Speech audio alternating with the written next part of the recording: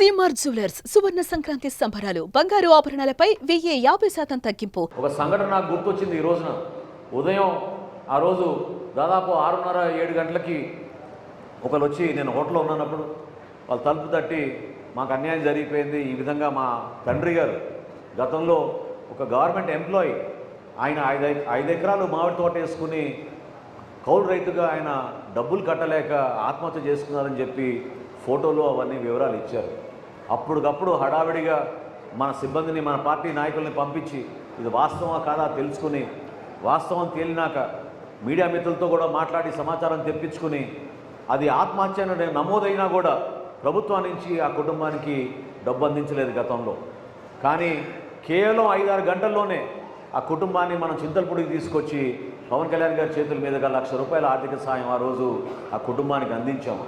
ఆ విధంగా మనం నిలబడ్డాం.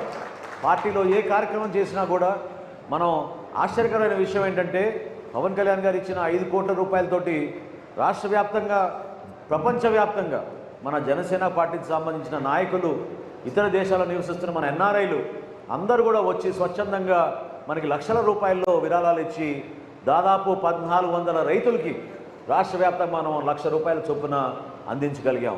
అటువంటి కార్యక్రమాలు చేసుకుంటూ మనం ముందుకు వస్తున్న తరుణంలో మీరందరూ చూశారు, ఎన్నికలప్పుడు, స్థానిక సంస్థలప్పుడు ఆ రోజున ఎన్నికలకి దూరం ఉందామని ఈ రోజున్న ప్రధాన పార్టీలు ఆలోచించినా కూడా లేదు, ప్రజాస్వామ్యాన్ని రక్షించాలి, ప్రభుత్వాన్ని మనం ప్రశ్నించాలి, ఎన్నికలు వాళ్ళందరూ కూడా ఏకగ్రీవంగా జరిగిపోవాలనే తపనతోటి ముఖ్యమంత్రి గారు దౌర్జన్యంగా ప్రవర్తిస్తున్నాడనే ఆలోచనతోటి ఆ రోజు పవన్ కళ్యాణ్ గారు మన వీర మహిళల్ని, మన యువతని, మీరు ధైర్యంగా నామినేషన్లు వేయండి, 10 ఓట్లు వచ్చినా 50 ఓట్లు వచ్చినా దాన్ని పట్టించుకోబాకండి, కానీ ప్రజాస్వామ్యబద్ధంగా ఎన్నికలు జరగాలి, దానికి మీరందరూ కూడా నిలబడండి అని చెప్తే ప్రతి ఎంపీటీసీను, ప్రతి సర్పంచ్, ప్రతి వార్డు మెంబర్ కూడా రాష్ట్ర వ్యాప్తంగా మన జనసేన పార్టీ నుంచి ఆ రోజు అద్భుతంగా మన వాళ్ళు నిలబడ్డారు. చాలామంది ఆ రోజున ఎంపీటీసీలుగా గెలిచారు, సర్పంచ్లుగా గెలిచారు. మహిళలు కొంతమంది అయితే వాళ్ళకి ప్రభుత్వ ఉద్యోగాలు ఉన్నా కూడా రాజీనామా చేసి వచ్చి నిలబడి పార్టీ తరఫున ఆ రోజున నిలబడ్డారు. అటువంటి స్ఫూర్తిదాయక నాయకత్వం మన దగ్గర ఉంది. ఈ రోజున మనందరం కూడా ఎంతో జాగ్రత్తగా వ్యవహరించాలి. ఎందుకంటే కూటమి ప్రభుత్వంలో మన బాధ్యతలు ఒక పట్టుదలతోటి మనం ముందుకు తీసుకెళ్ళాలి. ఎంతో నష్టం జరిగింది మన రాష్ట్రానికి. 5 సంవత్సరాల్లో అంధకారంలోకి నెట్టేశారు.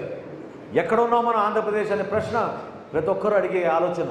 ఏమైపోయింది మనం చెప్పండి. ప్రధానమైన మన నగరాలు ఏలూరు కానివ్వండి, విజయవాడ కానివ్వండి, గుంటూరు కానివ్వండి, ఏవి కూడా అభివృద్ధి చెందలేదు. ఎక్కడ అభివృద్ధి చూపించగలిగే పరిస్థితి లేదు. ఒక్క పరిశ్రమ రాలేదు, ఉద్యోగ అవకాశాలు లేవు. అమరావతి లాంటి రాజధానిని వదిలేశారు.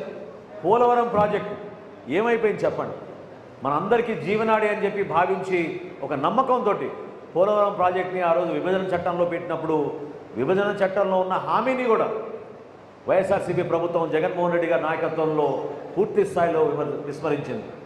ఆలోచించండి, ప్రభుత్వంలో మనం ఈరోజు ఉన్నందుకు ఎందుకు ఆ మాట అంటున్నానంటే, ప్రతి అడుగు కూడా మనం జాగ్రత్తగా వెయ్యాలి.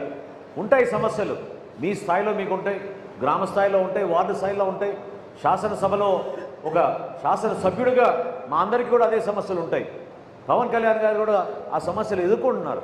ఎందుకంటే అందరినీ కలుపుకొని పోవాలి. భిన్నాభిప్రాయాలు ఉంటాయి, ఎవరి మనస్తత్వాలు వాళ్ళకు ఉంటాయి, రకరకాల ఆలోచనలు ఉన్నప్పుడు మన అందరం కూడా ఆలోచించింది ఒకటే, స్వార్థం కోసం కాదు మనం చేసింది ఈ ప్రయాణం, మన రాష్ట్రం కోసం, మన ప్రజల కోసం, మన దేశం కోసం. దానికే మనం జనసేన పార్టీ నుంచి అంకిత భావంతో ఈ కూటమిలో బలంగా నిలబడి పార్టీని, ప్రభుత్వాన్ని ముందుకు తీసుకెళ్లాల్సిన అవసరం, బాధ్యత మన అందరిపైన ఉంది. ఎందుకంటే నేను మాట చెప్తున్నాను మీ అందరికీ కూడా, కొంతమంది నామినేటెడ్ పదవుల్లో కానివ్వండి, మొన్న జరిగిన నీటి సంఘాల్లో కానివ్వండి, రాబోయే రోజుల్లో సొసైటీ ఎన్నికల్లో కానివ్వండి, మరింత నామినేటెడ్ పోస్టుల విషయంలో కానివ్వండి, ఎవ్వరు కూడా అధైర్యపడాల్సిన అవసరం లేదు. మీరు ఎట్టి పరిస్థితుల్లో కూడా మీకు న్యాయం జరుగుతున్న నమ్మకం మీలో ఉండాలి. ఎందుకంటే పవన్ కళ్యాణ్ గారు నిలబడేది మీలాంటి కార్యకర్తల కోసమే, మీలాంటి నాయకత్వం కోసమే.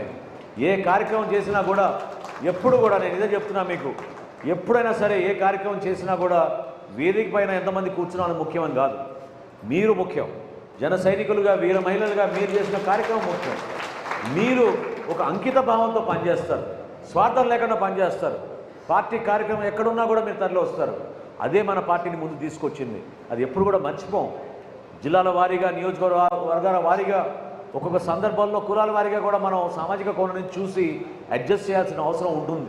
కాబట్టి ఒకేసారి అందరినీ అడ్జస్ట్ చేసుకోలేకపోతున్నాం.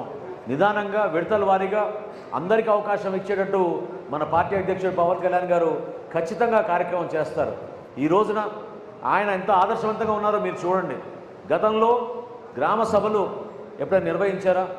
పంచాయతీ నిధులు ఎప్పుడైనా ప్రభుత్వం నిజాయితీగా వాళ్ళ గ్రామ అభివృద్ధి కోసమే వాడిందా చెప్పండి? 5 సంవత్సరాలు దారి మళ్ళించారు. నిధులు క్షేత్రస్థాయిలో కేటాయించలేదు. కానీ పవన్ కళ్యాణ్ గారు మాత్రం ఆ తప్పు చేయలేదు. జెండా పండుగ వచ్చినప్పుడు మొట్టమొదటిసారి గతంలో ఇచ్చిన 1500 రూపాయలని 10,000, 15,000 రూపాయలు పెంచి ప్రతి పంచాయతీలో కూడా అద్భుతంగా కార్యక్రమాన్ని చేసుకోమని పార్టీలు ఖచ్చితంగా చేశారు. ఇందాక మన మిత్రులు చెప్పినట్టు ఈ రోజున 3,750 కిలోమీటర్లు సీసీ రోడ్లు రాష్ట్ర వ్యాప్తంగా మనం అద్భుతంగా చేసుకుంటూ ముందుకెళ్తున్నాం.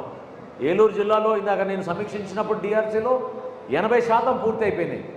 మిగిలిన 20% ఈ నెలాఖరికల్లా పూర్తి చేస్తామని అధికారులు హామీ ఇచ్చారు. ఆ విధంగా మనం ముందుకెళ్తున్నాం. పార్టీలకు అతీతంగా మనం అభివృద్ధి చేసుకుంటూ వెళ్తున్నాం. సంక్షేమం విషయంలో ఎప్పుడైనా ఊహించారా? ప్రభుత్వం 3,000 రూపాయల పెన్షన్ని 4,000 పెంచింది. 6,000 రూపాయలు, 10,000 రూపాయలు, చివరికి 15,000 రూపాయల పెన్షన్ కూడా ఇచ్చే ఏ రాష్ట్రం కూడా లేదు భారతదేశంలో. ఈ రోజున మన కూటమి ప్రభుత్వం అద్భుతంగా ఇస్తుంది. 1వ తారీఖున ఇస్తాం అన్నాం, కాదు 30 తారీఖున ఇస్తున్నాం, 31వ తారీఖున ఇస్తున్నాం. అంతేగాని గతంలో వాళ్ళు చేసిన దొంగ పనులాగా 5వ తారీఖో 15వ తారీఖో జీతాలు ఎప్పుడు ఇస్తున్నారో తెలియక ఎంతోమంది ఇబ్బంది పడే రోజులు మీరు మర్చిపోబాకండి. ఇన్ని ఆర్థిక కష్టాల్లో కూడా అనేక కార్యక్రమాలు చేస్తున్నాం. ఇప్పుడే మన గోవింద్ గారు గుర్తు చేసినట్టు సుమన్ టీవీలో మీ పర్సనల్ అండ్ బిజినెస్ ప్రమోషన్స్ కోసం కింది నెంబర్కి కాంటాక్ట్ చేయండి.